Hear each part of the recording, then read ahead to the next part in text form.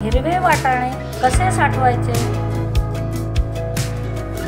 थंडीचे दिवस आहेत। या दिवसामध्ये वाटाण्याच्या शेंगा भरपूर प्रमाणात बाजारात विकायला येतात, म्हणून हिरवे वाटाणे कसे साठवून ठेवायचे ते आज आपण पाहणार आहे। प्रथम भांड्यामध्ये पाणी उकळायला ठेवा। पाण्याची मात्रा वाटाणे पूर्ण बुडतील अशी ठेवा।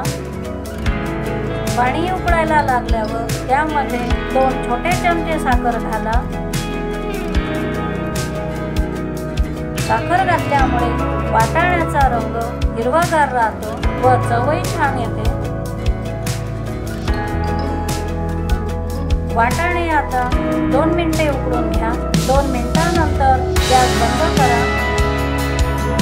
भांड्यामध्ये पाणी घेऊन त्यामध्ये बर्फाचे तुकडे टाका किंवा तुम्ही थंड पाणी सुद्धा घेऊ शकता। उकडलेले वाटाणे चाळणीमध्ये घेऊन थंड पाण्यात टाका। वाटाणे 2 ते 3 मिनिटे तसेच राहू द्या।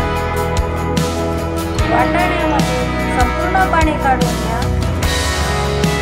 वाटाणे 2 ते 3 मिनिटे वाळून घ्या।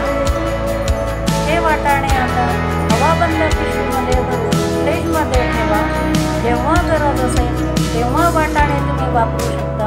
हे वाटाणे कमीत कमी 7 ते 8 महिने टिकतात।